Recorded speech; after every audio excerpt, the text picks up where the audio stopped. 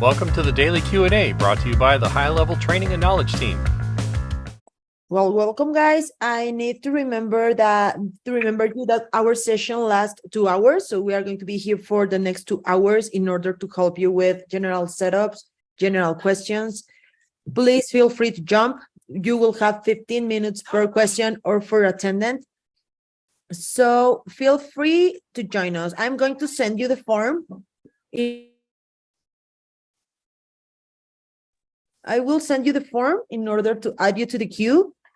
I just need you to please remember we are not support, so we are not able to troubleshoot. If you have an existing ticket, we are going to escalate it, or we can help you with that, but we are not support. But feel free to ask whatever you need. We are here to help you. I just sent the form, and we can start now.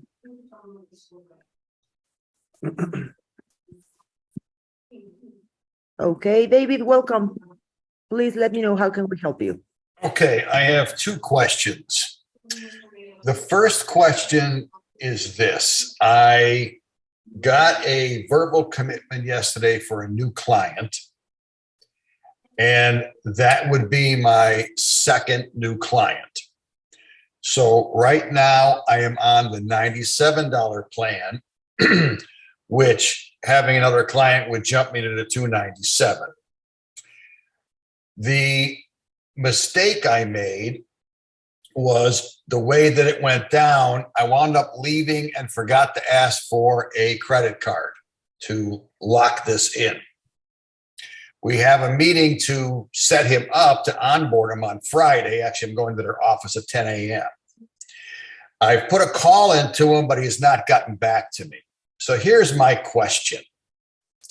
If I don't get a hold of him before Friday, if I go there and I add another sub account, it will automatically just put me into that next category, the 297, correct? No. It won't. No. You need to upgrade first. Yeah. Upgrade first. Okay. And then if I do upgrade, now the upgrade first is, how do I do that? You go into your agency level, company billing or billing. All right, hang on a second. Let me share my screen. You can walk me through it if you don't mind. No, sure, no problem. Okay. Go to the agency. Yep. Okay. I mean, there are two ways. I can give you a link, or you can go through the agency billing. It's up to you. Okay. Well, what I'm thinking, if I can do it while they're not looking right in their office, if it's possible. Sorry, what do you mean? In other words, I don't want to sign. In other words, until I get a credit card in my hand, I don't want to go to the 297 because I don't need it yet. Make sense? Yeah, I mean. So how hard is it? It's not hard to upgrade. Definitely not. Okay, so But what do I do?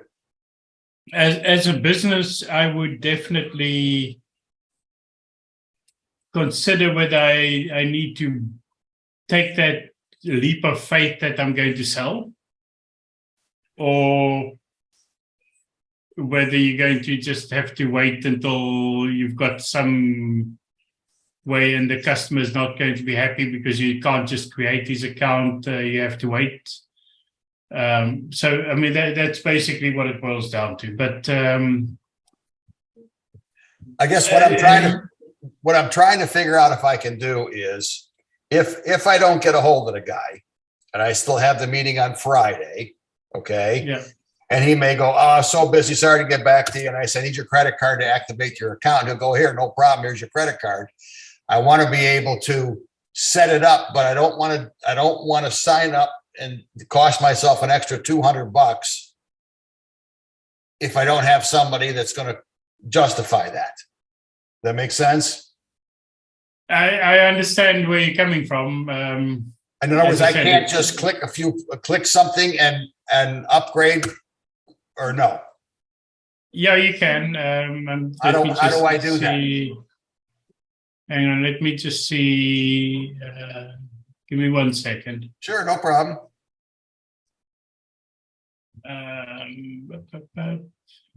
Upgrade. No, that's it. That's a full one. I don't have a link to upgrade from 97 to 297. Why this is from 297 to 497. There's something in my settings maybe to just upgrade. Okay, just go to your agency level. I'm just seeing a blank desktop at the moment with lots of icons on it. Oh, right here, this thing says upgrade. Yeah. So, well, I mean, if you want to share that window, I can show you where to go. Because Okay. right now I'm seeing your desktop image. Oh, you're not seeing the right one? No, Oh, I'm sorry. Okay. no problem. Oh, okay. Sorry about that. All right. I Okay. clicked on billing. Here it is right here. Yeah, so you hit the upgrade button there, Yep. and it should give you the option to upgrade to either 297 or 497. Okay, that should do it, right? It should upgrade you, yes. I'm just not 100. It should be instant, but I've never done it this way myself. Okay. All right. So, But it should be instantaneous. all right. So here's the next question on this. Let's say I do that. I'm hoping that he calls me back in the next couple hours, and I don't have this issue. Okay. But just in case I can't get a hold of the guy, I don't want to, not do it. So my second part of this first question is, if I have to do it this way, and I'm going to be in his office to onboard him, I'm not going to put a snapshot in. Can I onboard him to get just the basic things like him hooked up and get him an app without uploading any snapshots? Yes. Okay, so I can get the basics and I can build the back end without him being there. Correct. Okay, so that question, I got that one. Perfect. Okay, the next question is, let me go to my account here. So yesterday, while I was having the conversation with that client, what helped me close it was I showed him the website chat. And let me find him here. Where is he? The chat to text, yeah. Okay, so anyway, so I did that. And I got a notification right away on my app. And let me see, where the heck is it? Where is he here? 1 second. Where is he? You have his name. You can just search for his name at the top. Recents. Okay, so right here. Okay. So this is that's the end line. Okay, so this went to him, right? And I don't know if it was something wrong with his cell phone, because he had received prior to, he had said he was impressed because he got, the different text that I had sent, through my workflow that we're going to have a meeting, right? Yeah. And he did not receive anything from the web chat, but it shows right here. Wait a minute, where is it?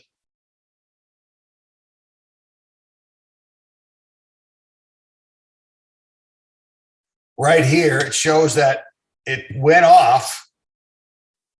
And I saw it in my app, and then I wanted to show him because he wasn't getting anything. So then I said, well, let me just text you. And I text this to him, but it still never came through. Luckily, he just said, well, maybe it's the reception, and we just glossed over it and didn't, have a problem. I have tested this before and it works. Do you think it was just the reception of his cell phone wasn't getting the messages?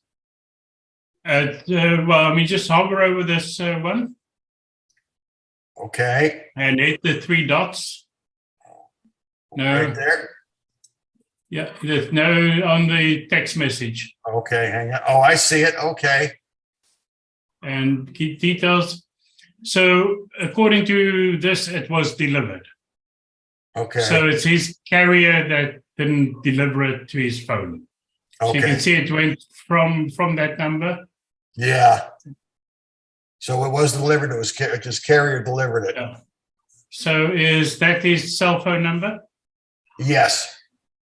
Yeah, then that. So lead connector delivered to the carrier, and the carrier needs to deliver to the phone. Okay. So so it could have been just a bad reception or Yeah. on his end. Okay. Or Yes. yeah. Or Did you do your A2P registration yet for for your phone number? not yet. Okay. So that could also be a cause. Because the carriers are now starting to clamp down since July 4th, I believe, Okay. on people who have not registered for A2P. Let me ask this. You brought up a good question. Do we need to have any kind of opt-out notice or opt-in Yes. notice on the web chat? On the web chat itself? Yeah, that's sitting there. The web chat already has it. It does. Yeah. I didn't see anything on it. It does. Let me look real quick, if you don't mind. Let me just go to mine. I mean, it would have been updated with that requirement. Oh, right here. Yep. Yeah. Got it. Okay, cool. Okay. All right. Is it, did anybody find it was difficult to register for that or? It's varying success stories I've heard around the community. So some people find it very easy. Some people find it extremely difficult.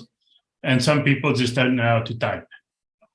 And has anybody that, as far as, have they gotten a response back that they're okayed or anything, or is it kind of? Yeah, I've got quite a few customers myself that have done the registration. They fine, no problems.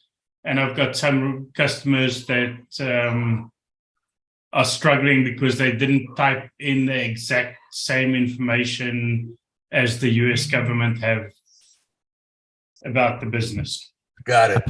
I put a Okay. link in the chat to a resource for A2P. Okay, let's get the link from the ear. Okay. Yeah. Compliance snapshot. Okay, cool. Yeah, that snapshot It's- contains a it's lot of free. information. Yeah, it's free. So, Okay, and that'll help facilitate it. yep, there's a course for the agencies and there's a course for the end users. So your sub accounts.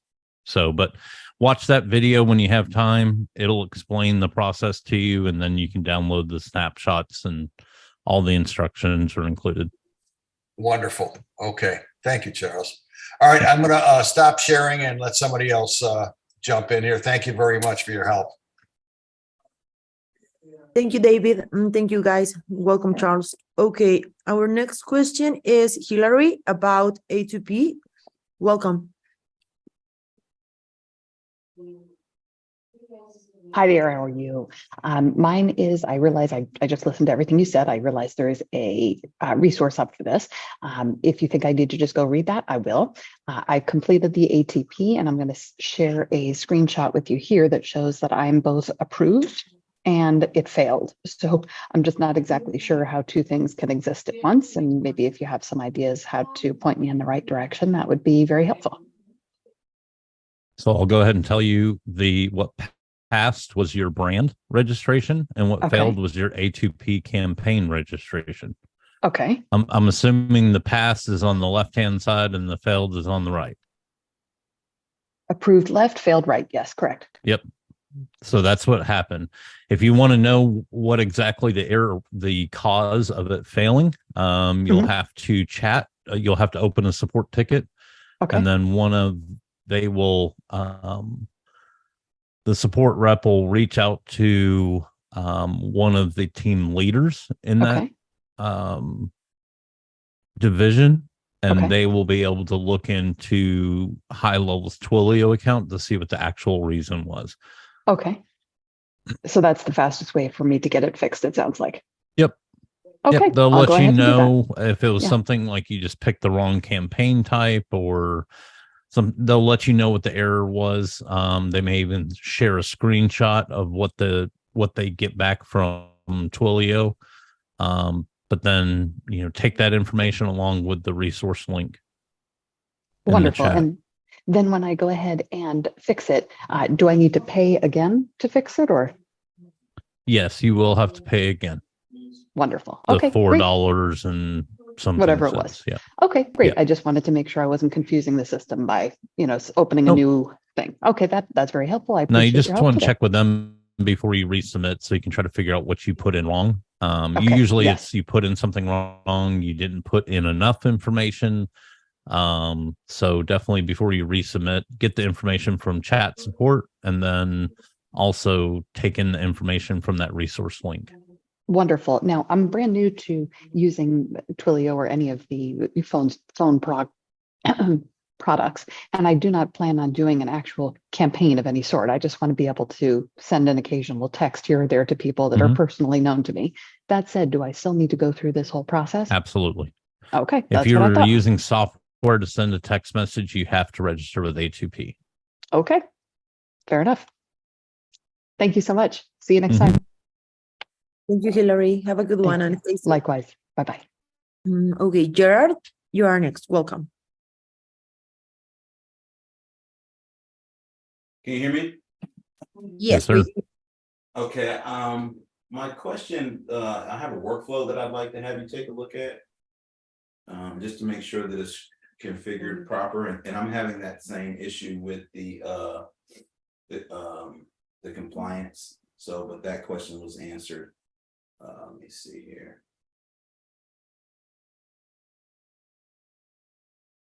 Workflow. Just want to make sure that this is set up proper. This SMS code outreach. Basically, I can't do it yet because of the compliance, but this is what I have so far. Text message, it waits, and then it emails, and then it waits, and then it makes a call. So the call status, I don't know if this is set up proper so that I can automate it and put it in a campaign, if that makes sense. Go ahead and click that. Okay. Yeah. So this is based on, call direction outgoing. So you're going to make a call first, and then you want this to happen after the phone call. So I'll tell you. No, I was going to actually text first, but I didn't see any option. Okay. So click the delete. Here? No, down and bottom. There you go. Delete. Click save. There you go. Now, you don't always have to have a trigger. Okay. Okay. You can manually put contacts into a workflow. Okay. So the next step is, where are these contacts? Do you have them tagged? How do you have them in your system that you want to put them into this? They're not uploaded yet. I have not tagged them. I'm actually doing a skip trace for them. So I'm working on that right now. So you could add a trigger. So when you import the list, you could add a tag to those contacts as you import them. Okay. And that tag could be the trigger. However, if you're going to start working on this right when you upload it, go ahead and click back to workflows. And then go to contacts.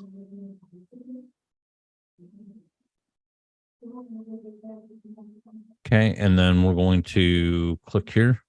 That should be the import. Yep. Okay, do you have a CSV file? We're not actually going to import it. I'm just going to kind of walk you through it. Okay, so go ahead and just grab any CSV file. It's not That's not a CSV. That's a numbers file. see if I have a CSV. CSV is in Victor.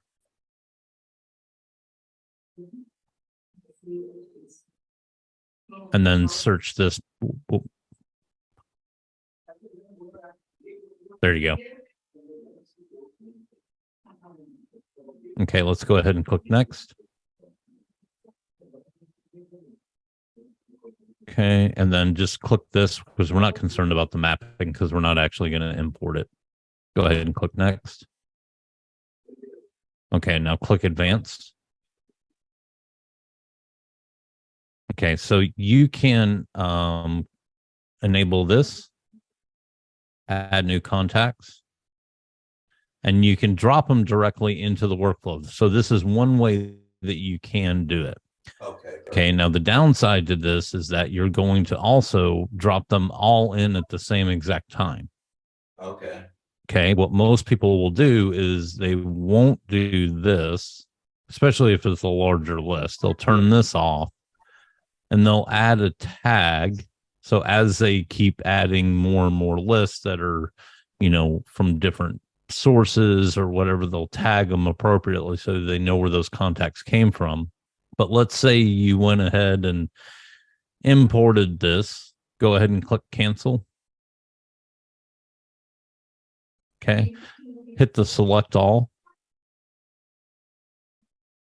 Okay, if there's more than two or more contacts over multiple pages, you would see right here, select all, 1,500 records. You would click that. And then what you'd want to do is click the robot. Okay. So go ahead and click the robot. Click OK to proceed. Now, the benefit to this is that you can put them in drip mode. Okay, so go ahead and click drip mode. What this allows you to do, let's say you have a contact list of 2,000, okay, and you want to make sure that you're going to get the absolute best return on it over the next 30 days. Okay. If you get phone calls, text messages back, you want to make sure that you can keep up with it all. Yeah. So what you could do is right here in the batch quantity, go ahead and type in 65. And then we're going to repeat this every 1 day. And then we're going to turn off Sunday. And we want our start from time, say 9 a.m.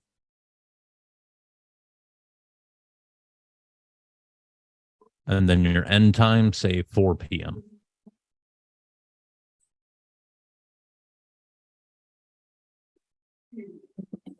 So what's going to happen is if you had a list of 1,500, okay, you would select your workflow here. So go ahead and select your workflow. There you go.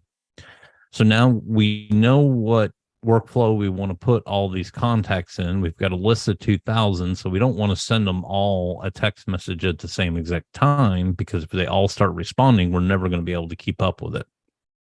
So what we're going to do is we're going to batch this out to 65 a day until it gets through the 2,000. And the 65 is going to repeat every day, Monday through Saturday, between the hours of 9 and 4 p.m. Okay. The last thing you need to do is pick your start on date. So let's say you're doing this on, on Saturday at 3 o'clock, and you're like, okay, I know it fits within the time, but I don't want to start it right now. You could pick your start on. So go ahead and click in that box. And then you can pick, say the 24th at 9 a.m.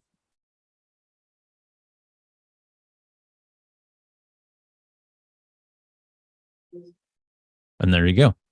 And then you would just add the campaigner workflow, and it will start populating them into this workflow 65 at a time each day, Monday through Saturday, between 9 a.m.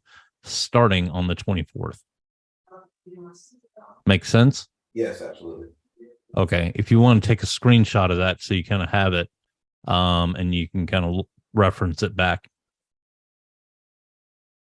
That's the best way to do larger lists, especially if you're texting, and because you don't want to, one, you don't want to get your number blacklisted, and Right. two, you need to be able to keep up with the responses. There's no point in reaching out to 2,000 people if they all respond and you can't respond back to them. Right. Okay, perfect. That definitely. So I don't need that. Just to recap, I don't need that. That You don't trigger. necessarily have to have a trigger. Okay, perfect. It all depends on your use case. Now go ahead and, well, go back into that. Click that call action. Okay.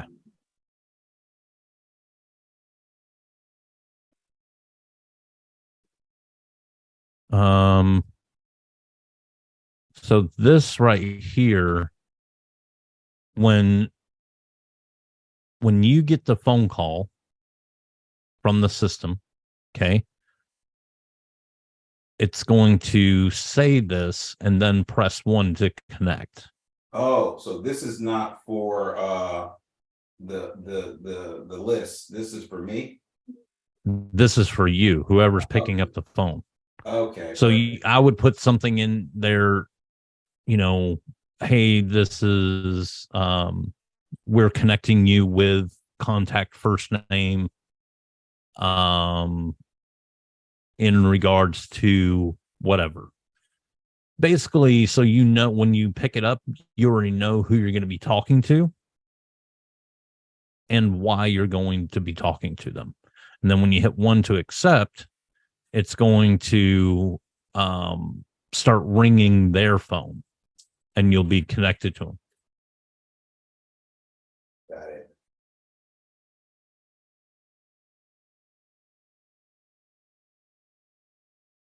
Okay, perfect. So I thought that was like a voice ringless voicemail. That's why I put that message in there. No, that's an actual manual. That's a forced call. So what I'll do is I'll put a help doc in the chat Okay. to the ringless voicemail. How you can set that up. Because you do have to record an actual MP3 and then upload it into the action. Okay. Okay. Yeah, that's it. Because you answered the other question. This piece I got rejected here. So that is I failed both of those. So I'll look at that. I've already reach out to support. Are you an LLC or sole proprietor or? Yeah, but the address that I put in there was a different address, so I have to correct that. But yes, it is a LLC. I gotcha. Yeah, so that's probably why your business profile got rejected. Okay. But yeah, you just need to make sure if you have your tax form to where you get your EIN verification. Yeah. That's definitely the best thing to use, whatever is on that, whatever is actually on your EIN, because sole props run into the problem where they have on their EIN, they have their name and then they have their business name. When they register, their business profile gets rejected because they're only putting their business name when they should be putting their full name and business name, because that's what's on the letter. Okay. So, but yeah, just reach out to support. They can tell you exactly why it failed. All right. Perfect. Thank you so much. Thank you, Gerard, and thank you, Charles. Yeah, guys, this is it's not a common issue, but every time something failed with the A2P, I totally suggest you contact support because we are not able to check what is happening or why does it fail. So the best solution is to contact support. So next question is David. Welcome back. Can you hear me? Yes. Real quick, let me just share my screen. I got a phone going at the same time here. How do I access to sign the next person up? How do I get to the sign-in sheet? Does that make sense what I'm saying? Which plan are you on? Are you on the 97, 297? Yeah. Well, in other words, once he's there, I'm gonna upgrade to the next thing. But how do I access my? In other words, when I went to payments and I have my products, here's the product I want. But how do I get to it to sign you off? have to create an order form. Okay. Would because I did it once already. So where will my order forms be? Maybe I have it. I don't realize it. Yeah, go to. Okay. Go to forms, or where am I going? Probably this one. No. Or the missed call text back funnel. Yeah. There you go. Just double check. You just need to attach your product to that. If you Yeah, haven't done so already. Click the back button. No, the one in the red box. Oh, sorry.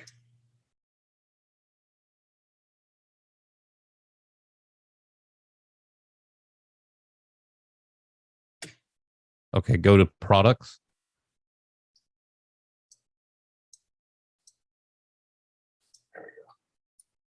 Okay, so it's there. So go to overview.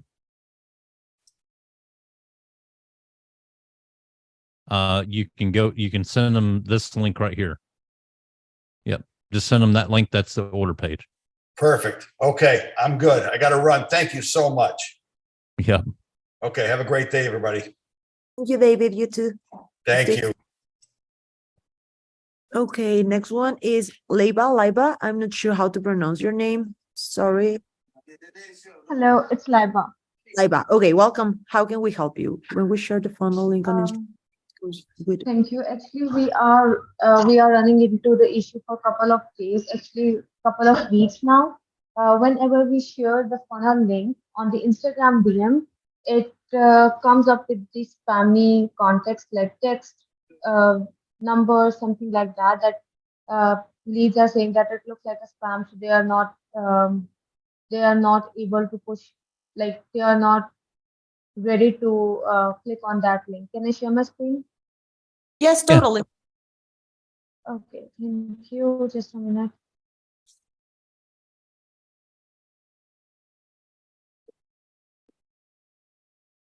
Something like that. Okay.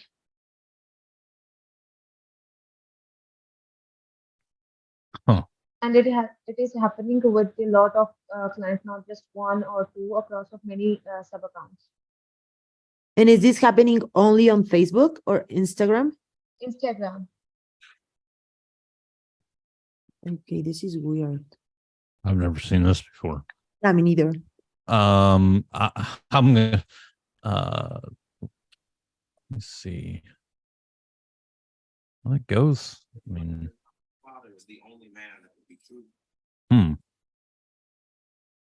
do me a favor. Oh, so you're sending this. Oh, you Sorry? got this from the client in a Facebook message, right? Is that what I'm looking at? What are we looking at here? This isn't Instagram. You're showing a screenshot, right? Yes, this No, is it's Instagram. Instagram.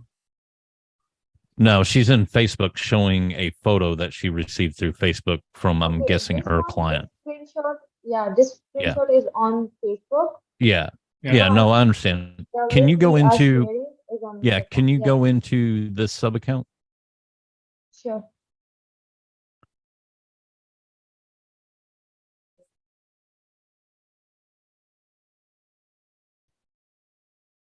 This one. Okay. Go down and go to integrations.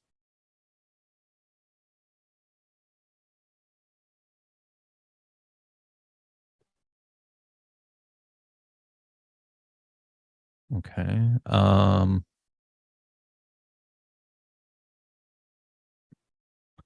That looks fine. I just wanted to make Yeah. sure that there wasn't something wrong with the Instagram integration. Um, I've never seen that before. Is that being sent from a workflow? No. What is that bottom part of the message? That's what I'm trying to figure out. Actually, Is it the she image? Is it grab the link, copy it, and paste into Instagram DM. It could be the Okay, member, but- like coming into the conversation tab and sending it over here. Or maybe by her own Instagram. This is not I'm sure about.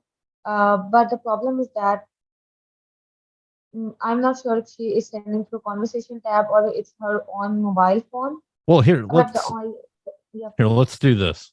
I got an idea. Hold on one second. What's her, do you know her Instagram handle? yeah. Okay. Hold on one second.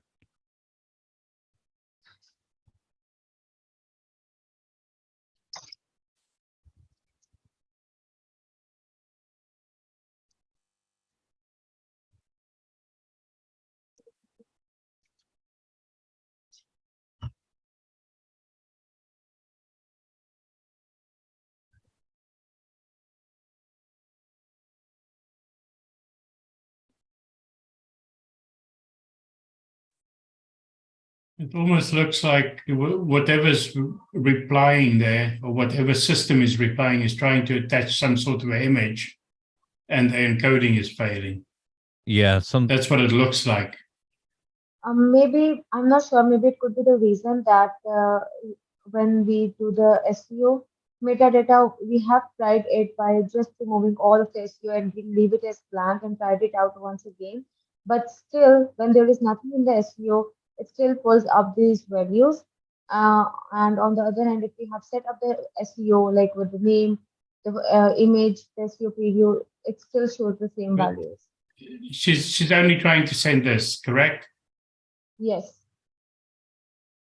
So this part is being filled out by something.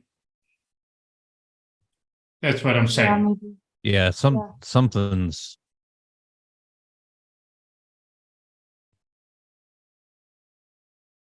I think Charles is going to, if you can give him the Instagram handle. yeah, give me chat. the Instagram handle and just a minute. or put it in the chat. Okay, just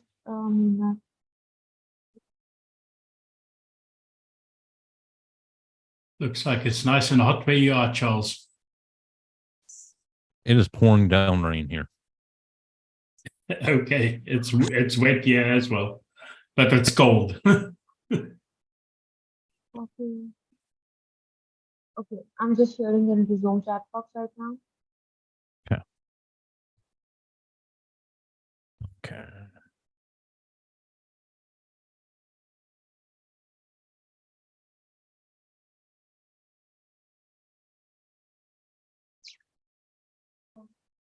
Okay. Go ahead and share your screen in the sub account. Okay.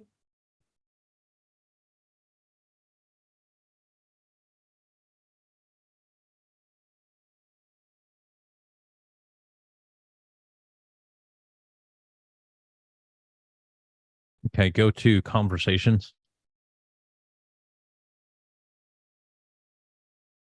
There you go. Okay, go down to send Instagram DM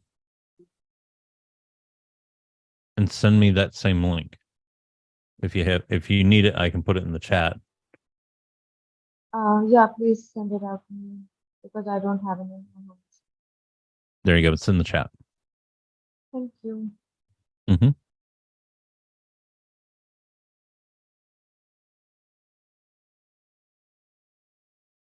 Came through just fine.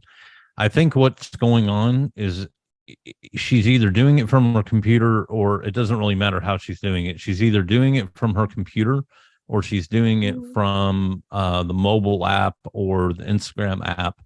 What she's doing is she's not, whatever she has copied is not a clean link. It's got something along with it, because you were able to send the link just fine and yeah, Okay. there's my there's my autoresponder. Okay. um Uh, so yeah, it's something on her side that she's doing something when she's pasting that link in. It's not a clean link. She just needs to make sure that she is pasting in a clean link. The other thing you can do is if you can encourage her to just use the lead connector app or the desktop interface instead of using the Instagram app, you could create a trigger link that you could. So if you share your screen again, I'll show you how you could set up a trigger link or how it would make it easier for her to utilize. So, or you could okay. set up a template for her. So if you go down into the Instagram DM box, like you're going to send me a message. Yeah. Yep. So if you click the piece of paper, yep. So you could create a template for her, and that way Okay. you know it's the clean link. Okay. And in the template, for example, sorry, I think I'm wrong here. In the template, it will be not a hyperlink, it will be the regular link. So go ahead and let's do this. Let's go to marketing.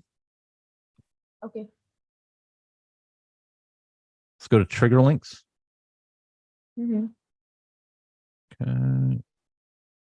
Yep.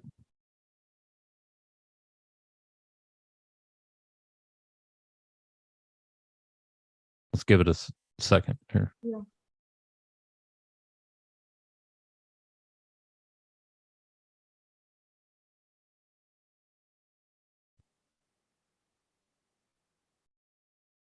Okay, so you don't have any trigger links set up. So let's go ahead and add a link. Okay.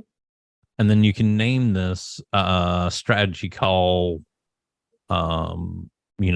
link, whatever you want. Because you can use this in multiple places. It has nothing, it doesn't necessarily have to do anything with Instagram. Okay, so go ahead and paste in that URL, click save. Okay, now let's go to templates. And we're going to add a text template. Okay. Okay. And then you could say whatever you want, and then you can insert that trigger link. Okay.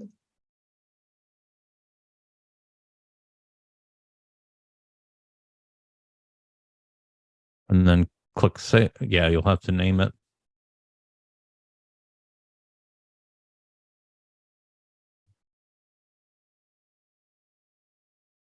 Save. Okay, go back to conversations. And then go back to Can I me text it to you? and then send Instagram DM. Okay.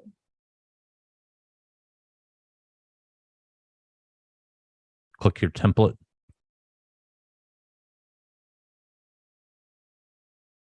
Strategy call.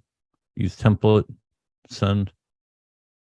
There you go. And it'll also shorten it and it'll use your API domain. That way, also, once I get this, when I click on it, so I just clicked on it. Now go ahead and Okay. click on my image right here. Okay. Give it a second. Look at that. Now you can see that I actually clicked it Yeah. and when I went to it. So this way, if she ever wanted to go back and look at it and see if they even clicked the link, Mm-hmm. she can. Okay. I Okay. just have a quick question. We have Yeah. set a trigger link with this one, with the custom domain and all of this setup. But the trigger link that has popped up here is the regular calendar link. With the link.lh360 and not the not the go that with her domain. So this is your API domain. Anytime someone uses a trigger link, it uses your API domain. Okay, so if you go back here and go to your agency view,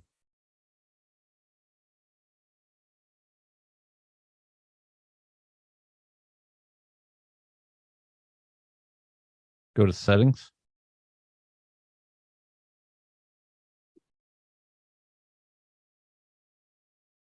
And then go to company.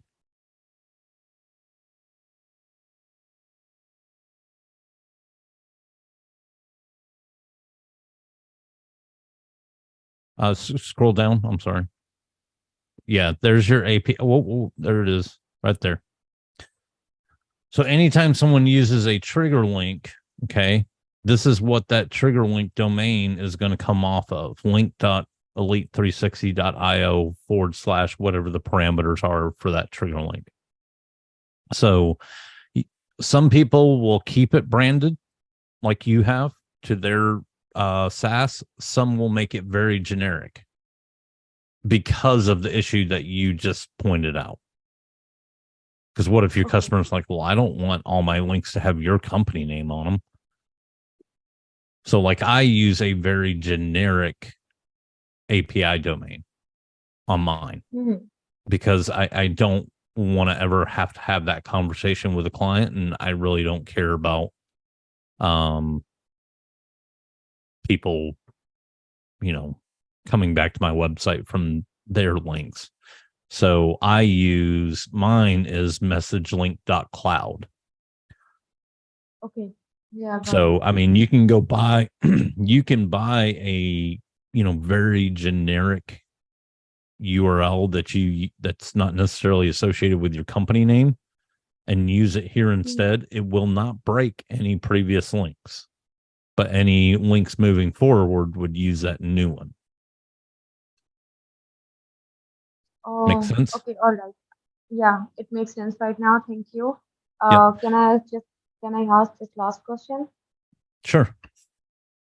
Okay. So for example, if she will be using the template, and we just use the template without the trigger link, does it Yeah. matter that she is sending those texts from lead connector app, if this message is being sent from desktop, or if this message is being sent from workflows? Does it affect? No. So you could have it sent through a workflow. The reason we were asking about if it was coming from a workflow or what is because we were trying to figure out what all that extra garbage was underneath the link. But it's just where she was pasting in something that wasn't clean. Basically, it probably had. Sometimes you can have, when you copy and paste stuff, sometimes you can pick up it almost looks like she copied 1 pixel of a picture along with the link.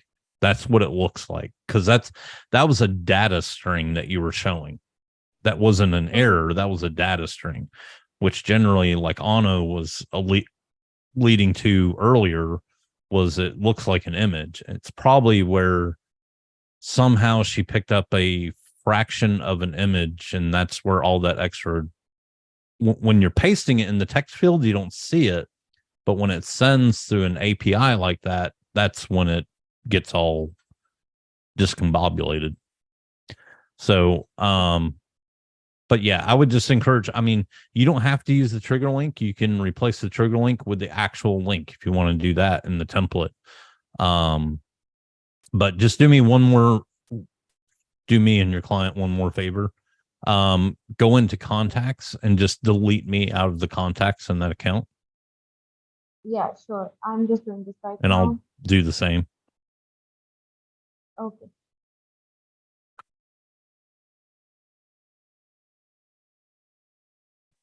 Done.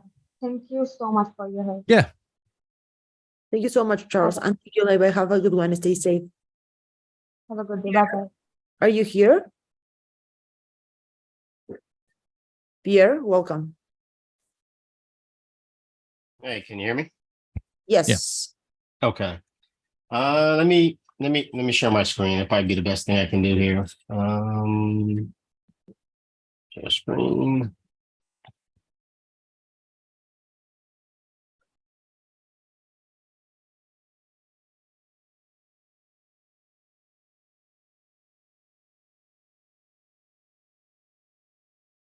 It's this one. Okay.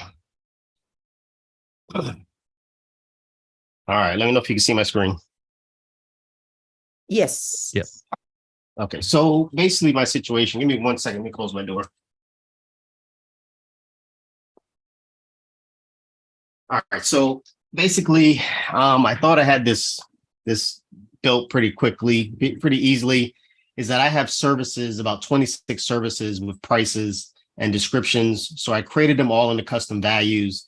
And then I added those custom values to these calendars here. So if I show you this calendar here, if I go to edit it, here you see I have the custom value for the service name, the price, and then the description. So this would afford the customer the ability to make changes to any of those things without having to go to different calendars to do so.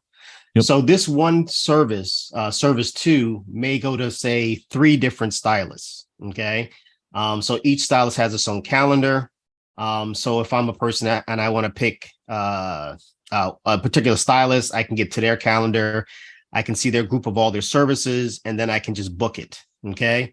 That all works great. Okay. I started running into an issue where I wanted to start offering, for instance, a special on color services. Okay. So what I did was I created another grouping and then added more calendars. And I'm like, this is starting to get to be a lot of calendars that I'm managing here.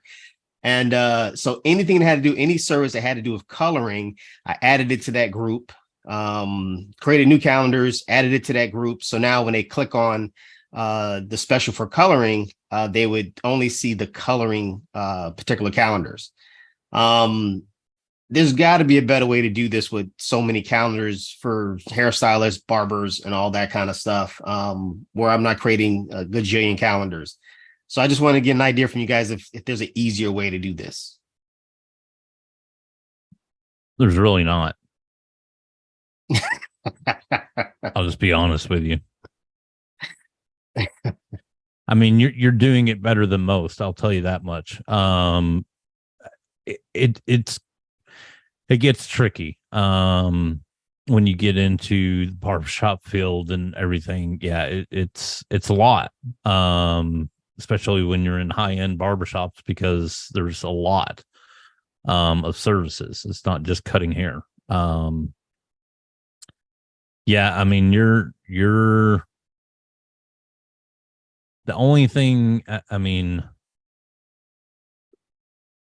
yeah, there's really not any better way to do it than how you're doing it yet. Yeah. So Yeah, I did use the functionality where I created an all services group, and then I created a calendar that would allow me to select, say, a service, and then if they don't know who they want to pick, then they would pick that, they would just use this calendar. If they still knew who they want to pick, they can go in and pick it. So I kind of did it both ways, depending on which way they enter. The only thing I'll tell you, so if you click back,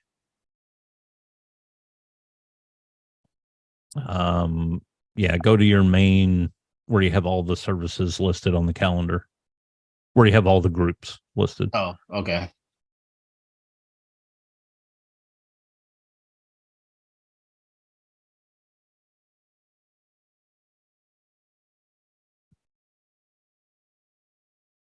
A little slow. It's working. It's trying. We'll blame it on Zoom. Yeah, it just worked.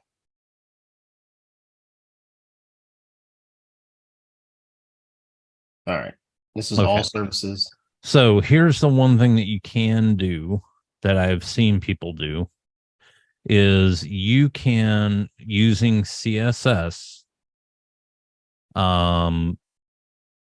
you would have to code it, but you can minimize this, basically removing elements from this to try to simplify this page.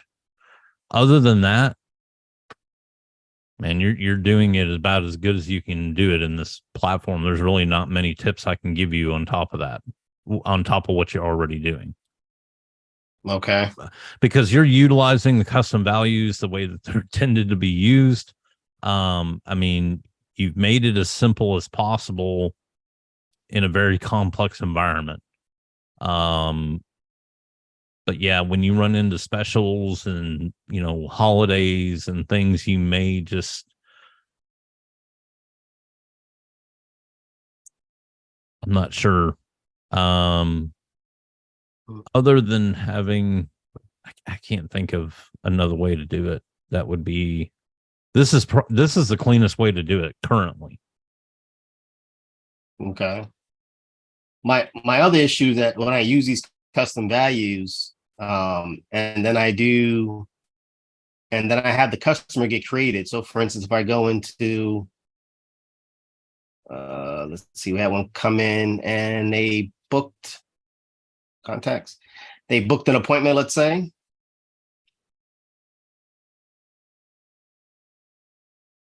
So I kind of have to use the calendar, the information from I forgot how I'm putting this in here, but I'm putting what would normally show up in contact source is the custom values itself and not the values. It'd be just it would say custom value dot service, whatever. It was what it would say in here from a contact source standpoint, which is really hideous. There's no way to trim these things off. Like, here's what I would do. Scroll down real quick. Expand opportunities. So are you creating an opportunity based off of these?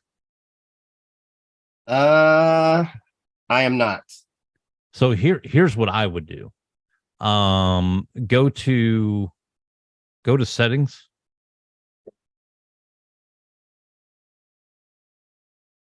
Go to custom fields. And add field. So let's do single line. Next. And then here, change the object to opportunity. So there's custom fields available in opportunities now.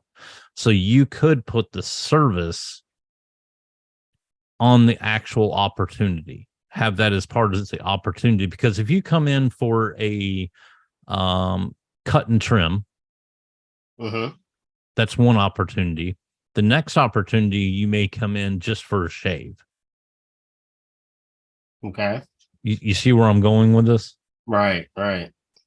So, and you could pass those custom values. You could update the opportunity, create and update the opportunity in a workflow. So when this appointment is booked on this, create and update the opportunity based off of that. Okay. You follow me? Yep. I like that. That's what I would do. And then you could even look at, what, because then if they want to go back and look at opportunities, what's the most packages we're selling, what's the total value, you could push in value things as well. I would try to look into that. Take it out of the contact source field and put it into the opportunity fields. Okay. So when I create the appointment, it's filling that field in automatically. But if I create an opportunity, I got you. Because it's saying that's the name of the calendar. Right. Yeah. I wouldn't even, you could update that in the workflow if you wanted to. But I wouldn't even worry about it because they're going to be looking at, if they're going to look at anything, they're going to look at what service they want, what calendar it got booked on. Maybe they look at the opportunity card in the opportunities dashboard, either on their mobile app or iPad. Okay. All right. Because the other benefit of doing this is because if they are looking at the opportunities, say they have an iPad in the shop and they can pull up that opportunities board and also see right on the cards themselves what service they're getting. Okay. And who I it's got assigned to, and say, oh, yep, and then you could encourage them to say, hey, once you get done cutting them, just drag and drop them on completed. Then you can send out that automated review request. right. And you know they're done. What about simplifying my calendar setup where I use opportunities for those specials?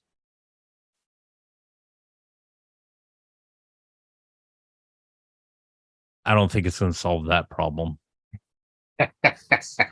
Honestly. All right. I would just, if anything, if it's a special on an existing service already, Uh-huh. that you already have a calendar for, I wouldn't create a new calendar. I would just update the price Okay. in the custom field for the calendar that you already have created. Yeah, because and it's only on swap certain it back. days that we do the Right. special. So Right, I want yeah. them to only see those specials when they go to click on, hey, there's a I gotcha. hair coloring thing, then they only see those hair coloring things, and then there's a 20% I don't. coupon that they would apply. Yep. You could hold on. See something.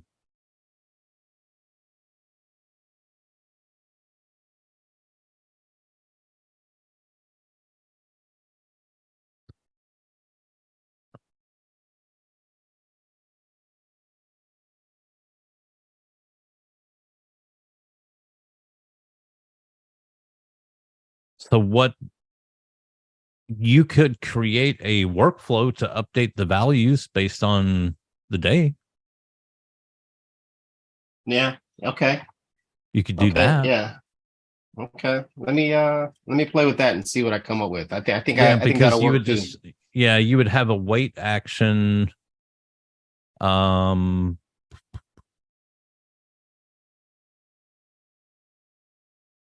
To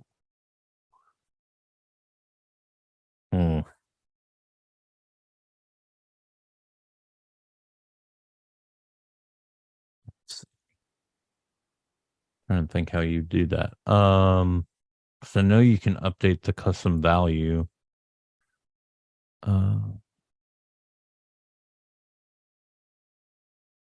Yeah, you might play around with the update custom value in the workflows and see if you can get it to do what you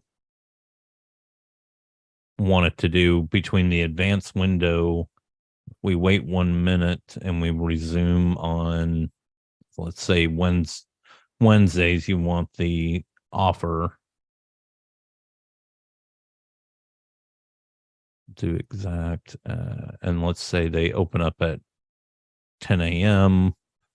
We'll have it start at 8 a.m. Update the custom value, then you would have it wait.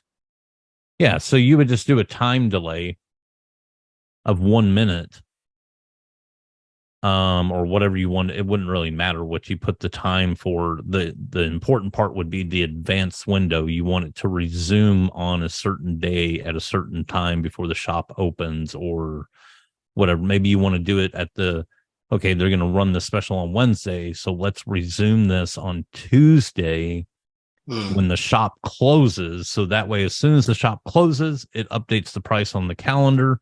And that way, anybody booking for that next day later that evening will see that price.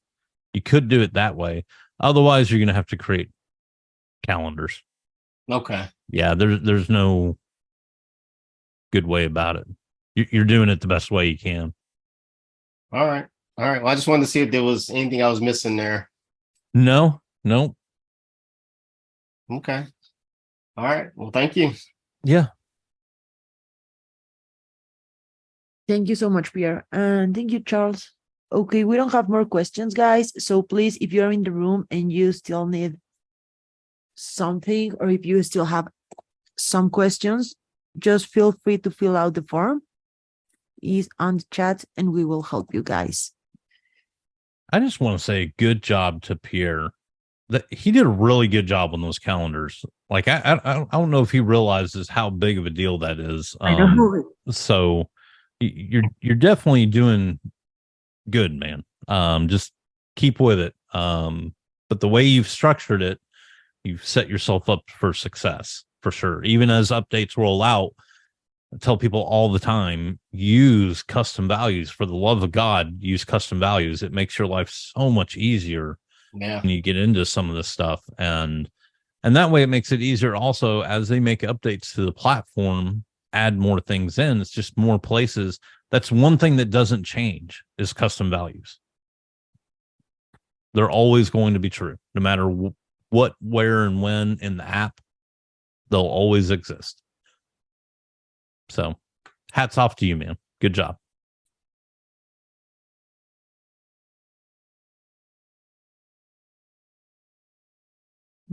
Thank you, Charles. Okay, I'm going to send you some links, guys. This is our Facebook and YouTube channel. Feel free to join us. I need to remember you that next week is going to be our dev call. If you want to join us, feel free to do it. This is next Friday. So if you have questions for the dev teams, just join us.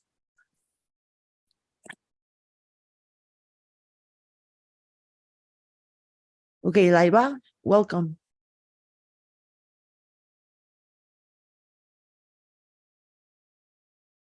Okay, no worries. You can jump back. Next question is Rachel. Hi. Hi, welcome. How can we help you? Let me share my screen. Of course.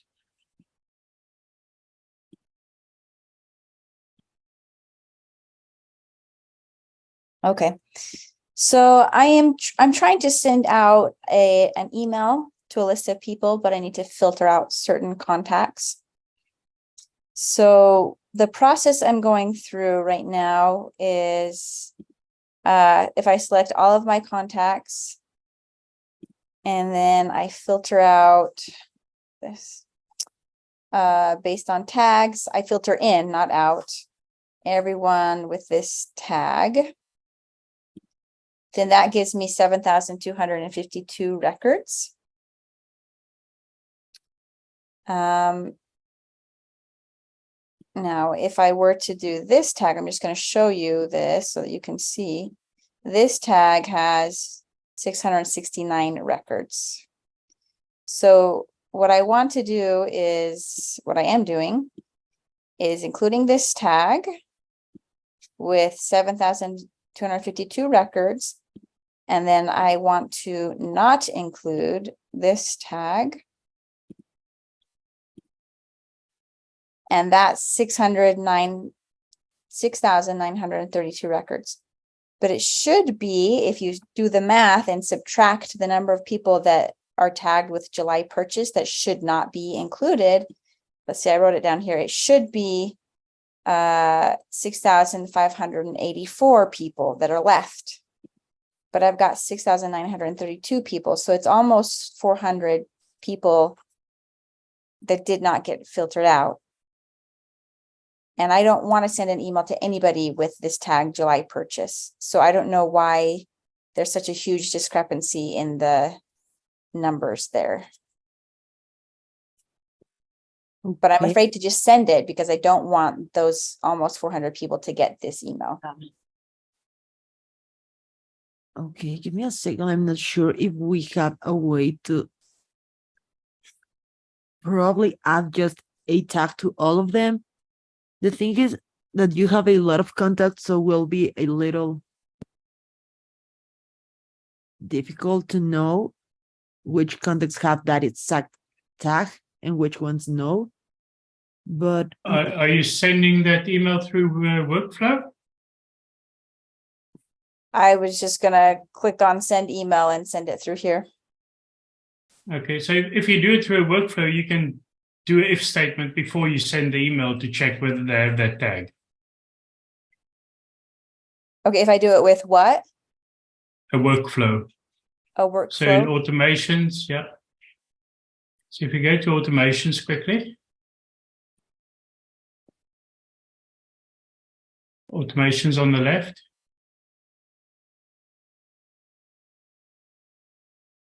And you create a new workflow from scratch.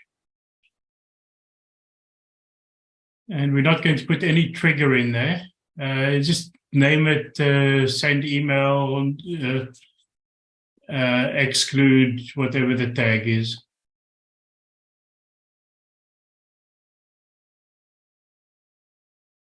Okay, so now we're going to put the if statement there. Click there. Click on the add. On the first, yeah. And if else, so if you type in if and select the if else, and we're going to go down. Let me just grab my annotation tool 1 second. And you're going to select in there contact details. No, the first one. And type in tag. Just in the search box, just type in tag. So select tags. And then you're going to select the operator. And you're going to say does not include. And you're going to put that tag that you want to exclude. Okay, so that's the tag, correct? Yeah, that's the one I want to exclude. Okay, so save action.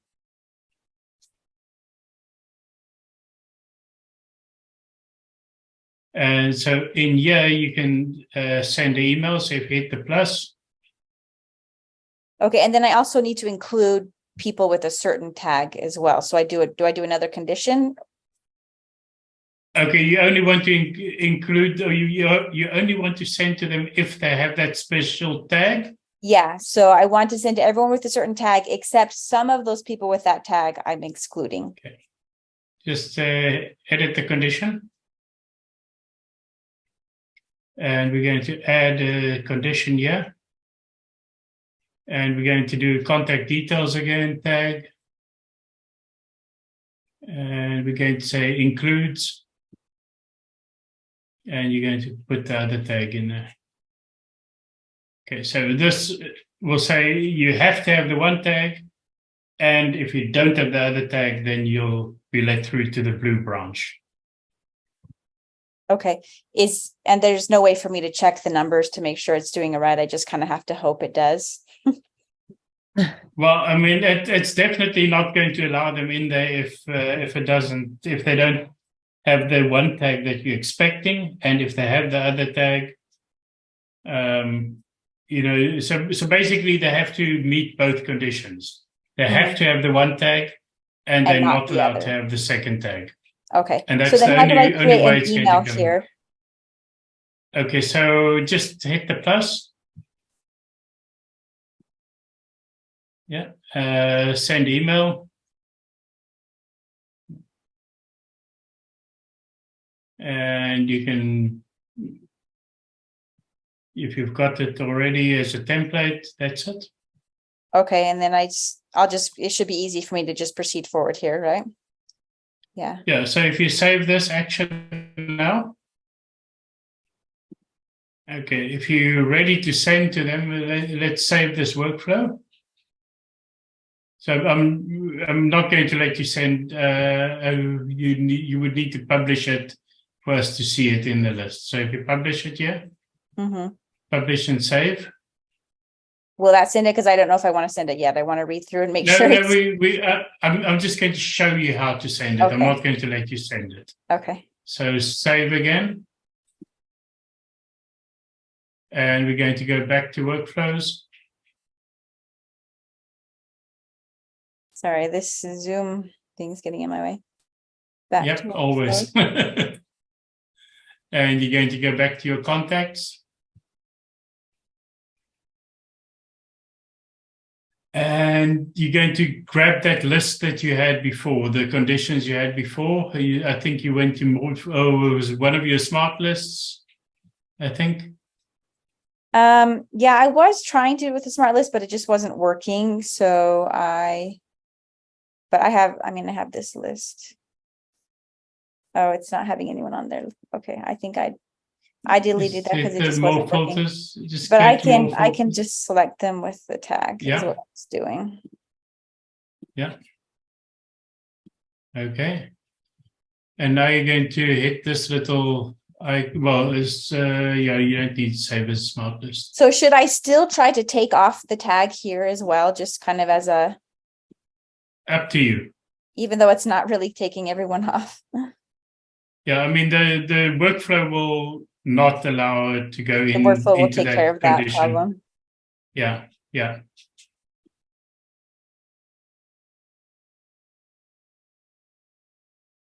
Okay. Okay. So now we're going to hit this little icon up there, and we're going to say select all of them. And then we're going to hit the little robot.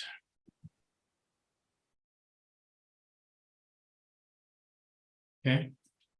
And we're Okay. going to hit OK. Okay, well, I'm gonna wait because I Really? want to go back and look at the email, make sure it's ready to go. Yeah. But Well, I think mean, it- even if you hit OK, yeah, we're not going to send it. Oh, it's The it's next still step would be, yeah, schedule it. yeah. So Okay. if you hit OK, that should be fine. Now, I would recommend, highly recommend, with so many people in there, to use drip mode. But you would select the workflow that you just created up there. How long does it So take? up- Like, you can still send it throughout the course of one day? Like, if I just click today? 6,000 emails, I would not send in one day.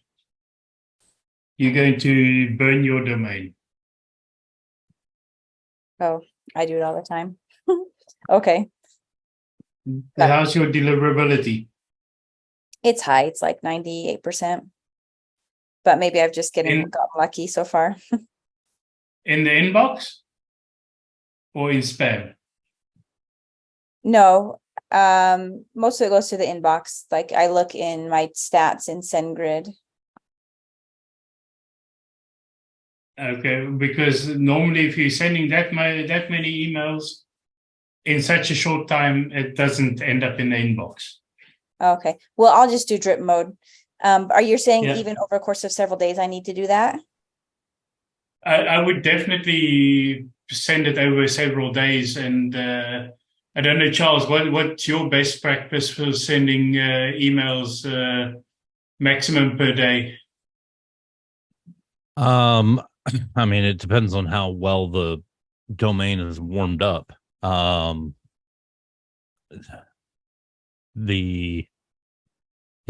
mean,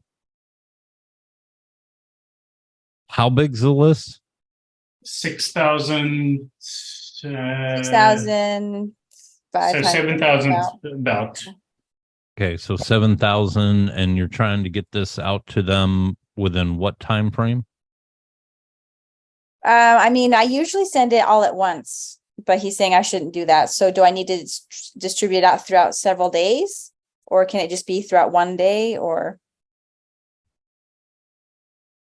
I mean, I would spread it out between several days, at least 5 to 7 days. holy cow. Yeah, I mean, again, it depends on how well your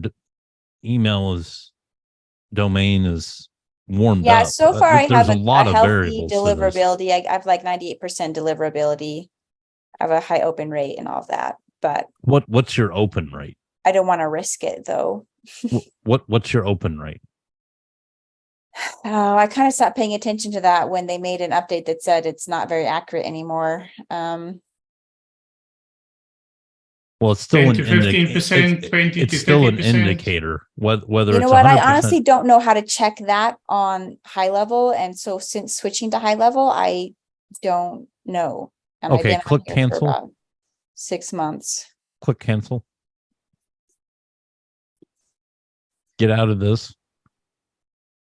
And then go to settings in the bottom left. I used to use ClickFunnels and it was easy for me to see that. I don't know how to do that here Scroll down on this left-hand side on the left-hand side. and then go to email services.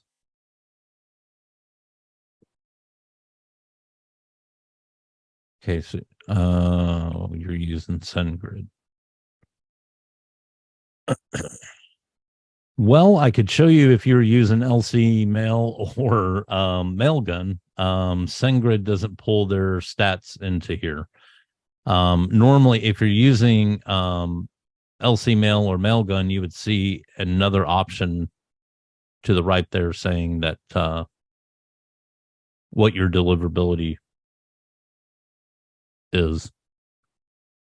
Yeah, I wonder now that you're mentioning it, if I have been getting less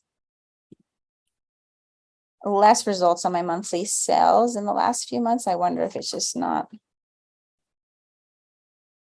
I wonder if it has gone down. I haven't really paid attention.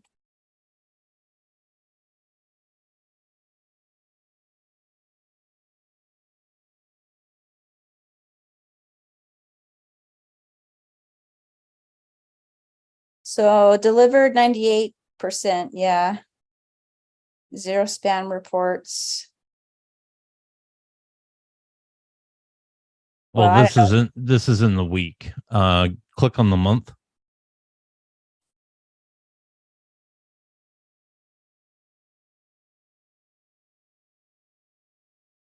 %64% open rate.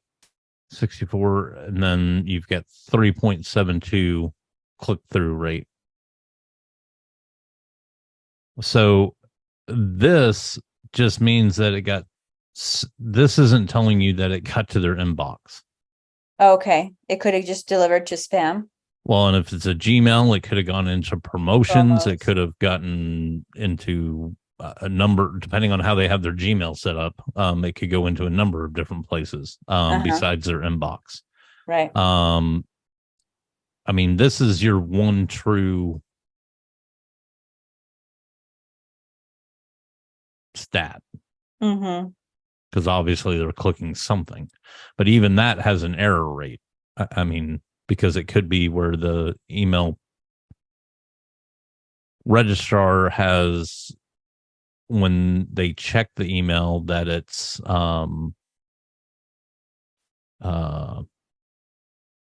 showing a click when it wasn't actually clicked, just from like Gmail checking the email to see if it is malicious or not. Mm-hmm.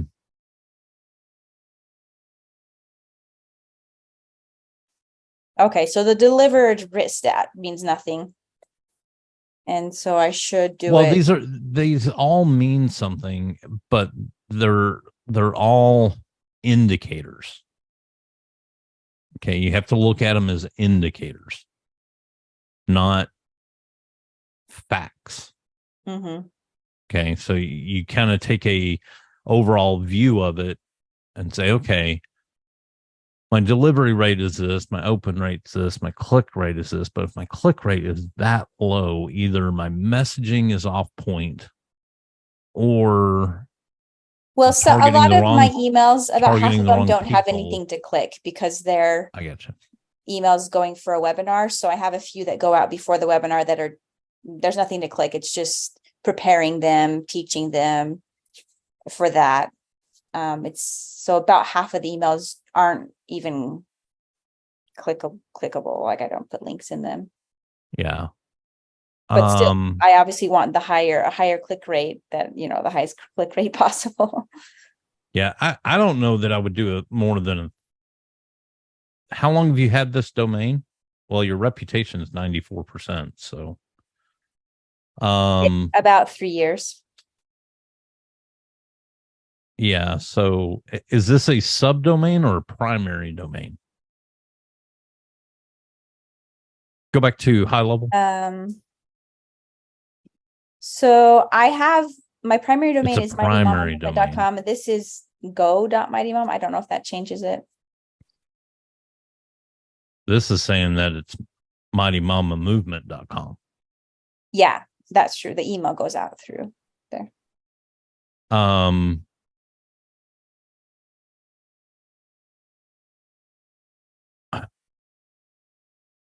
So can you show me how to have it drip for a certain number of days? I'm not. I wouldn't do more than 1,000 a day personally.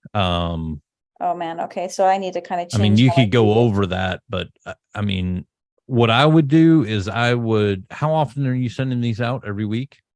No, every month I run a cell and I have 3 emails for that sequence in that sequence. Okay, so when does your event usually take place in the month? The cell, I do it the 3rd week of the month. So I've usually been doing it Oh, okay. on Yeah. Tuesday. I send all my one email out to everybody. On Thursday, another one, and on Monday, another one. But apparently I can't do that. So I would spread it out more. I think you're putting your messaging too close together. That could be a contributing factor to your click-through rate. Mhm. So I would do email 1, going out, say, the first week or week 4. I would have it going out week 4 of the month. And then email 2 would go out week 1 of the next month leading up to that sales event.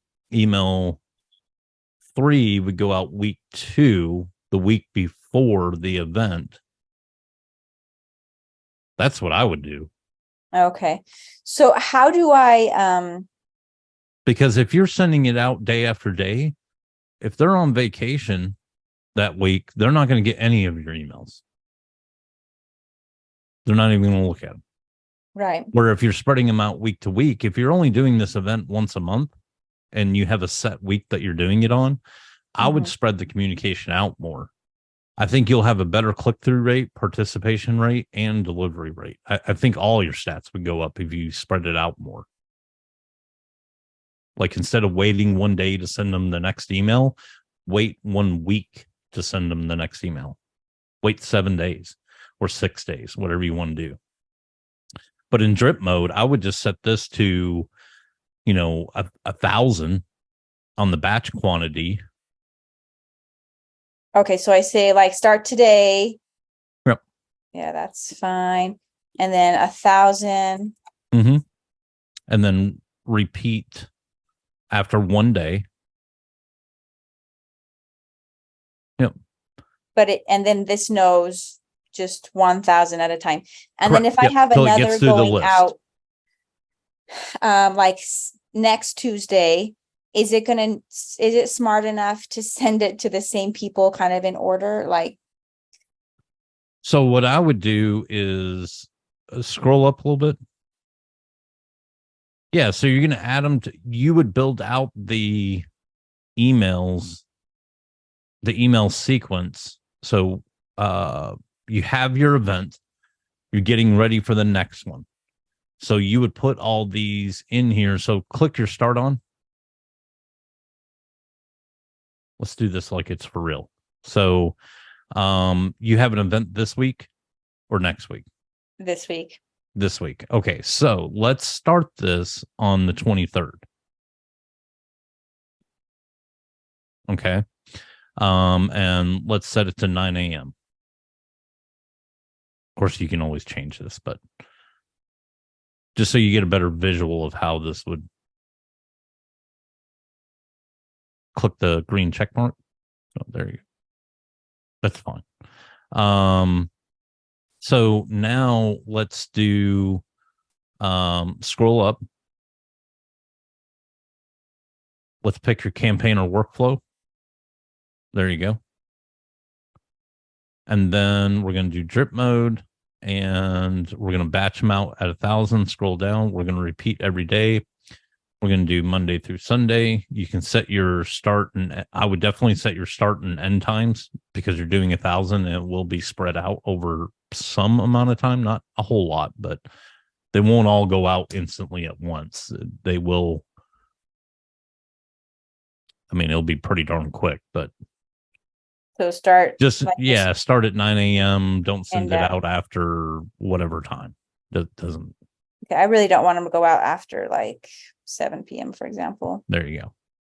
So now what happens when you add them to this workflow, it's going to take 1,000 people out of that list and put them into that workflow. So in the workflow, you have your first email that goes out on the 23rd, gearing up for your August event. Okay. In your workflow, you would have a wait step for 7 days for your second email, and then a wait step for 7 days to your third email. Okay, but then it will still follow. Correct. You'll have another 1,000 coming in Specifications. after that. Yeah. Okay. So they'll be 1 day apart on each of those. Yeah. That's how I would set it up. But I would definitely spread out your messaging throughout the month, because you also have to think about, okay, even if they are opening your emails, if you're sending it like the one for August, if you're sending it on July 23rd, for example, so you're sending it Sunday, you're sending it Monday, you're sending it Tuesday, even if I see those emails, what are the odds I'm actually going to remember your event 3 weeks later? Well, the emails just tell them right now it's live. Like, we have a sale running. That's understand. But then the other part of that is, as people, you also have to think about, and this gets to like traditional marketing practices. Everybody wants to go out there and blast freaking emails and text messages. That's not how real marketing works. Real marketing works in the sense that you want to take advantage of these people getting excited about the offer and opting into it. As they do that, they will start to tell other people. And so you get this large effect. Instead of it being this boom and done, you spread the revenue over a larger period of time.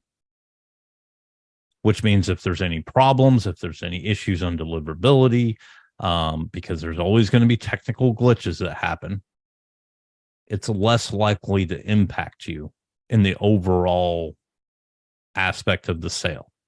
mm-hmm. Does that make sense? Yeah, it does. So Yeah. when I go back to edit my workflow, I can just add my emails. Mm-hmm.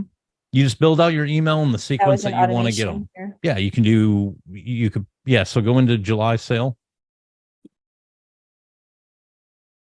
So you have your email there, click the plus button. So then I'll just add another. I actually add do a an wait SMS step. as well. So, okay. Yeah, you would add a wait step. Okay. First thing is add a wait step. That's right. Yep. So just How do type in wait. Okay. No, there you go.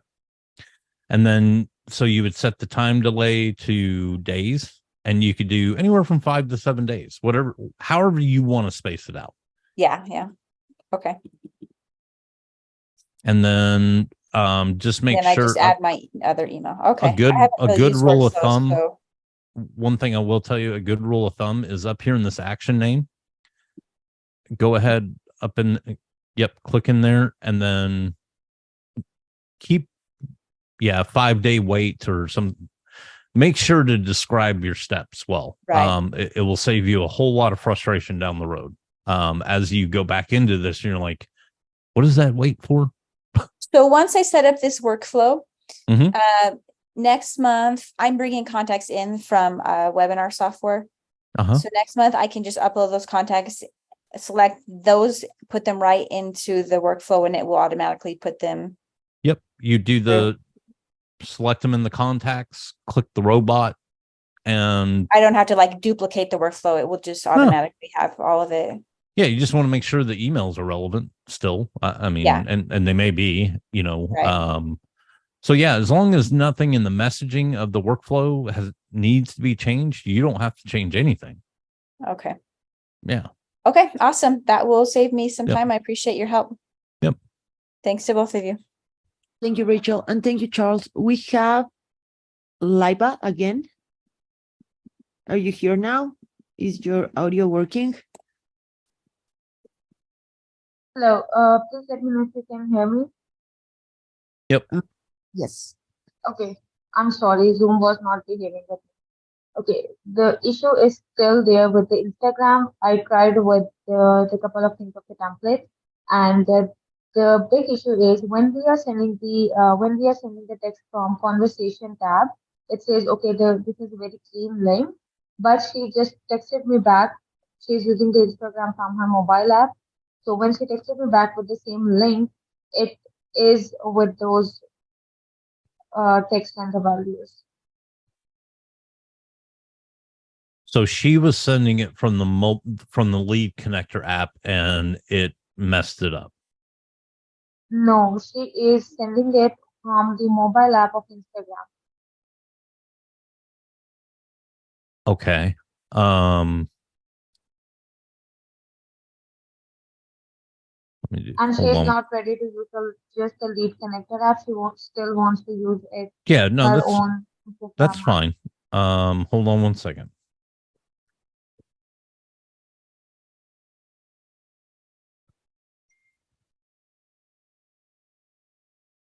Do me a favor, go ahead and share your screen Okay. and just go to conversations.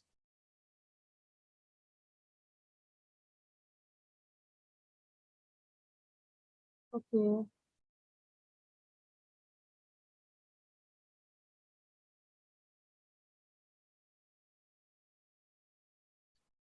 Okay, hold on one second.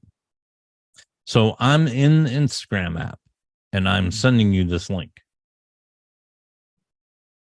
Okay. You may have to hit refresh. There it is. It's working. She is doing something with the copy and paste. I don't know what she's doing, but she's doing something wrong.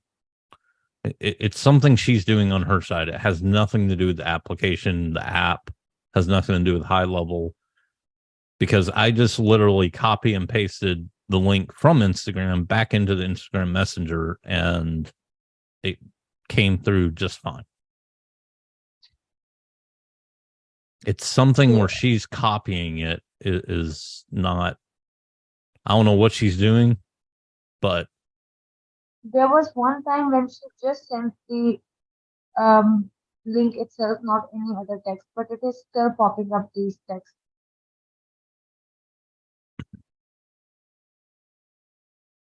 I'm not sure how I can help her.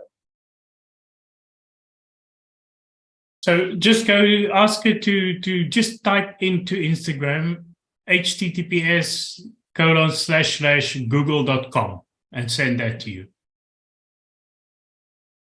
Okay.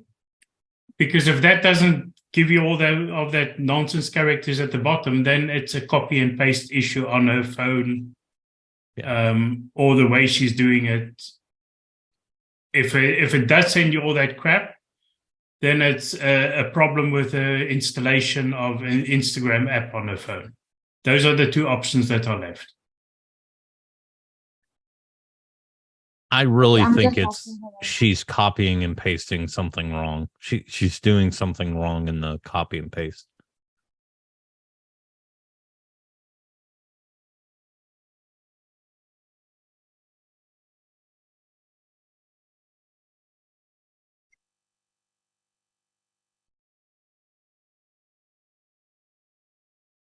Or probably you can just ask her to record how is she sending the link.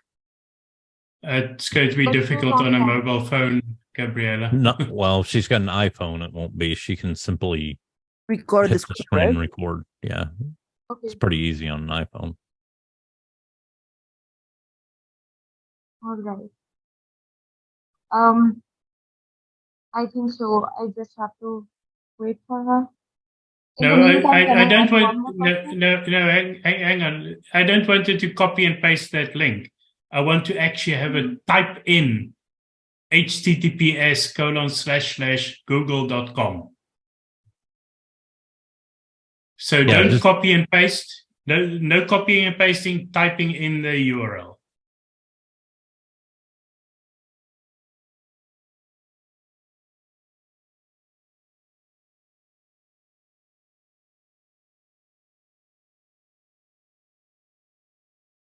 In other words, we want to eliminate the copy paste issue or possible issue.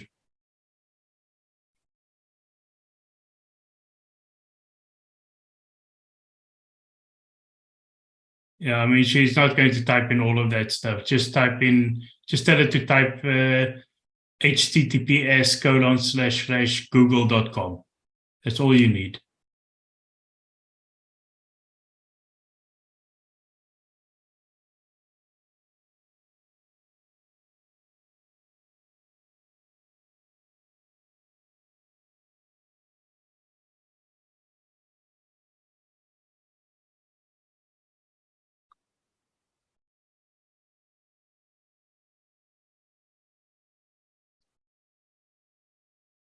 Okay, you want to ask your other question while we wait for her? Yeah, please. Just a quick question. So my another client is creating an automation based on the keywords. So for example, before 1 hour of the appointment, he wants to send a reminder by saying, if you confirm the appointment, just reply back with the confirm. And if you want to cancel it, just reply back with the cancel with the text. So the problem is that when someone replies back with the cancel, it will DND them from the text messages because it will be the opt-out keyword. Is it right? Or like if I will be doing the workflow with if and else condition, customer replied and replied message contains cancel, then cancel the appointment, or it will DND them all the way.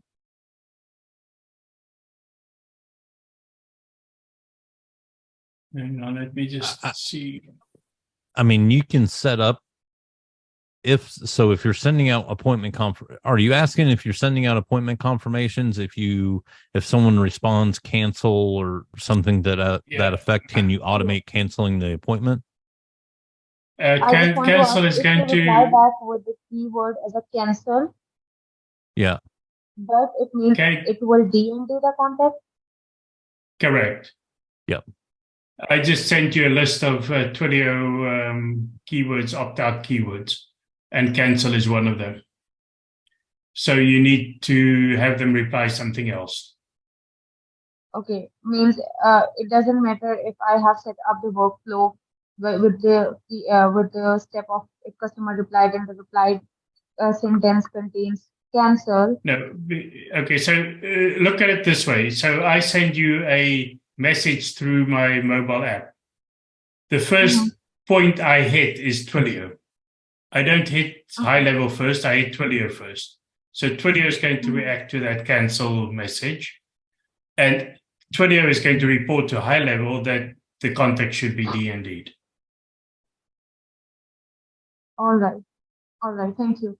I will stop sharing my screen. I can wait for the 15 minutes if she will circle back and you guys can carry on with the others. Thank you.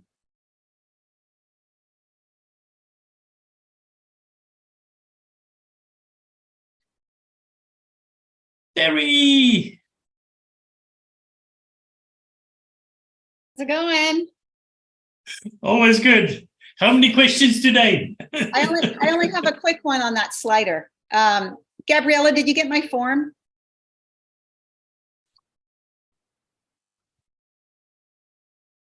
I submitted a form. I just want to make sure she got it. Yeah, we got it, Terry. Okay, cool. All right. Let me just share this. So Ano, with that lovely HTML that you gave me, I need some help.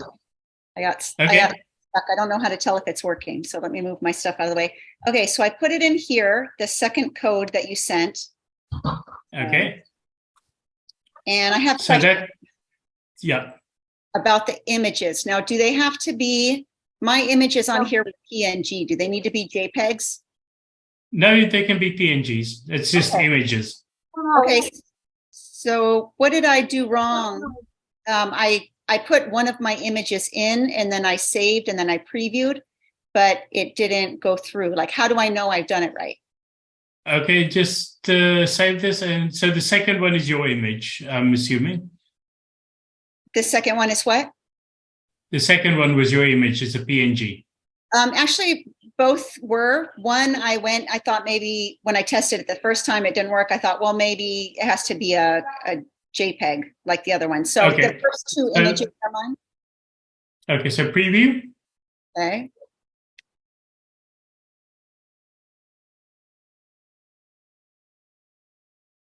And hit shift refresh just to make sure. Oh, maybe that's the ticket. No, I just want to make sure that there's no caching. Okay, so where is that image slider? So the first image, okay, I know why that's like that. Click on the next button. I'm just curious why that arrow is pointing there, but okay. Okay, so nothing happened there. It's just this, just this image. Can you paste the URLs for 2 images? Just paste it into the chat. Sure. Let me quickly just put it into mine and see if it's. Just the images I want to use, right, Anno? Yeah.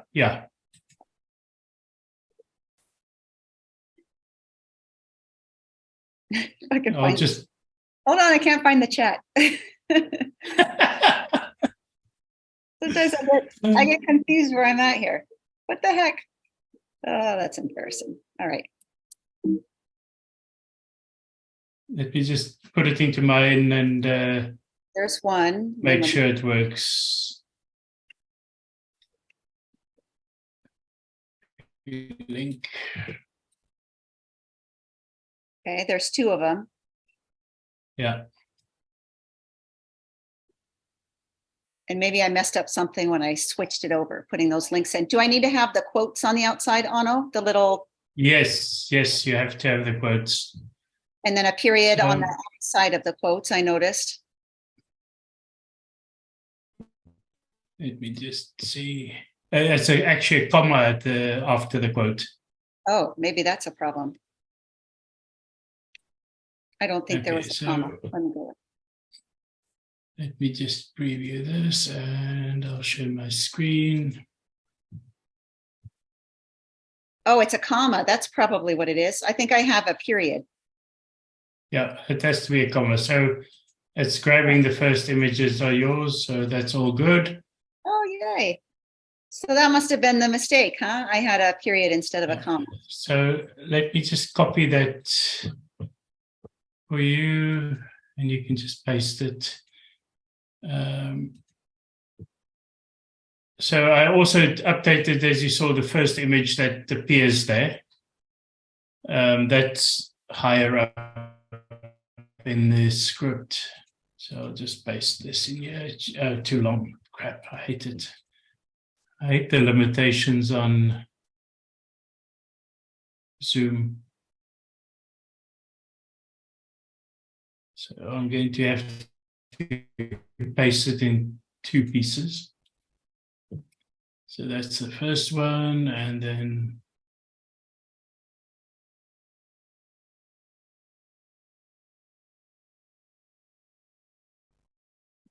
is the second part. Okay, so if you copy that and you just replace the whole piece of code. With these 2 things? Yeah. So if you want to share your screen once you've copied and pasted, it should be good. And I'm overdoing the code editor, right? I'm pasting over that? Yeah. Yes. Okay. You're deleting everything that's in there and pasting this. Okay. Do I have to put like a return in between the 2 things or just paste it like it's all one? No, well, the let current index equals 0 needs to be on a new line. A new line, okay. Yeah. Technically, it should work after the semicolon, but it's better to put it on a new line. Oops. And it moves 1 over when I do a new line, so I hope that's okay. Yeah, it doesn't matter. Okay. The spacing of that should be fine. So. Okay, let me share here. Okay, so I did the 2 things. And now I just save. Scroll up. Yeah, save and then preview.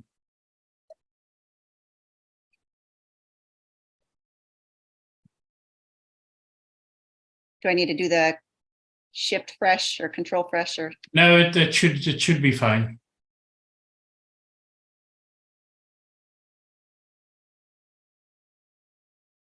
Oh, yay. All right. Yeah, but the arrows are pointing weird, so there's something strange going on still. Oh.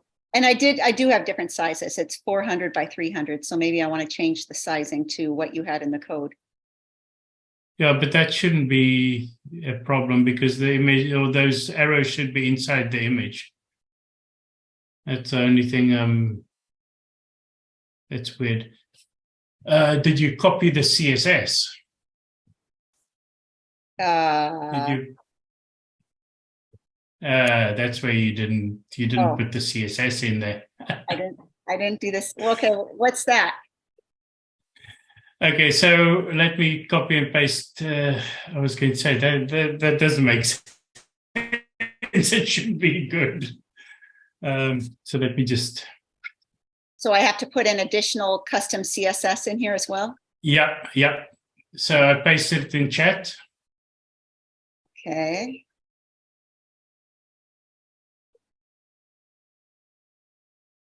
Because that's what makes it all pretty. Okay. I didn't know that.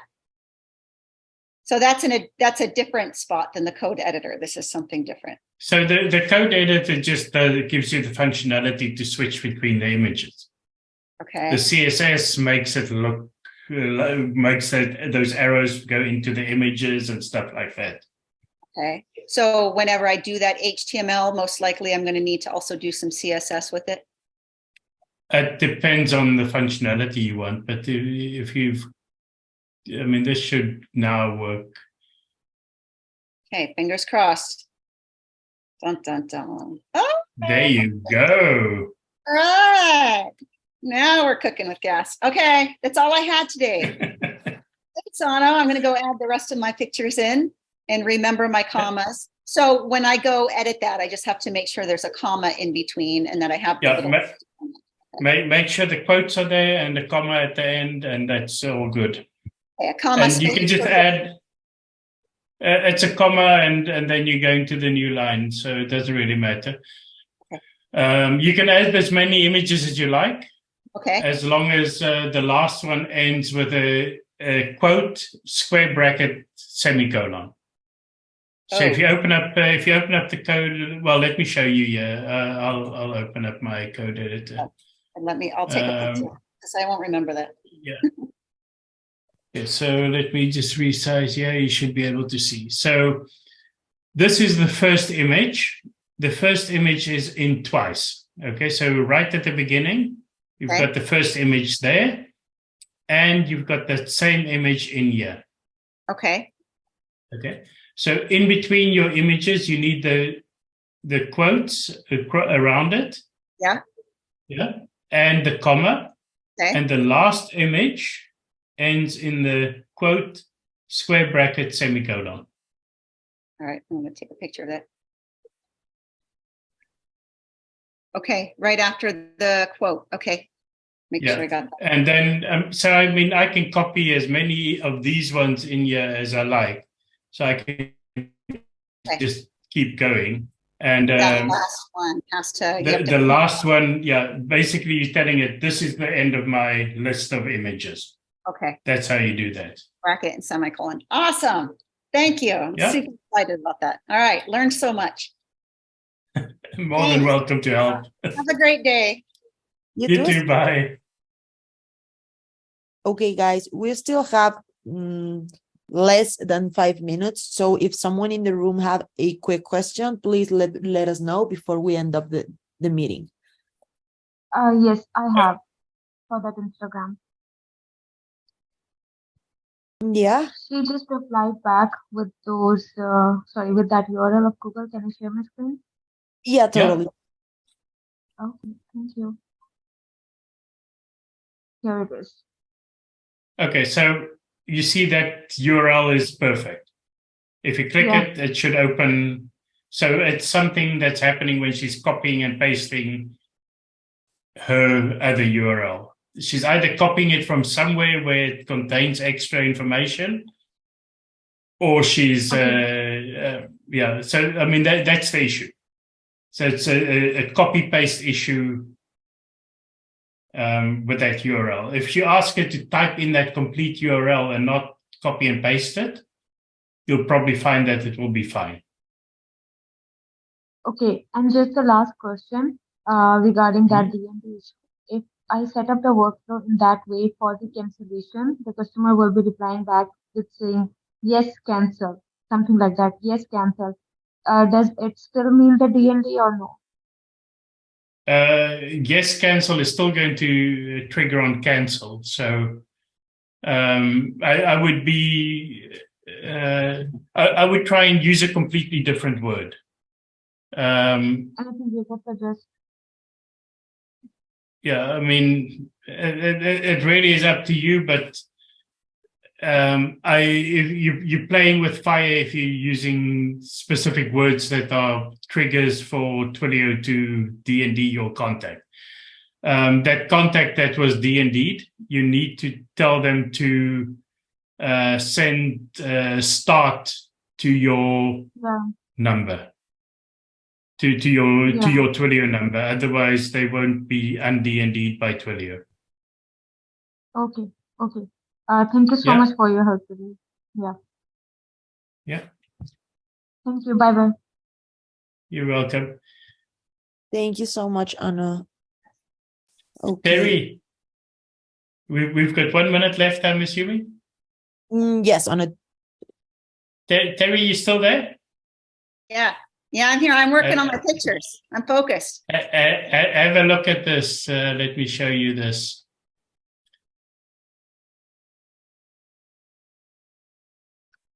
I've been playing around a little bit if iLevel just wants to cooperate.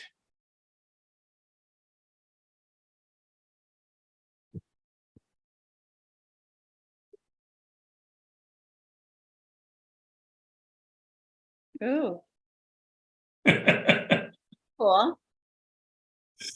I like that with the glow. That looks nice. Yeah. And it works here. I mean, this is an image, so it will work on any element. Just when you go over it, huh? Well, I might have to come back to you for that. See, now you're Yep.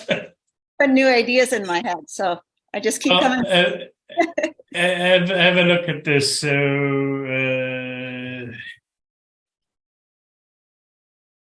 So this is the site I'm building now. So if you look at this, so this lights up with the change of color.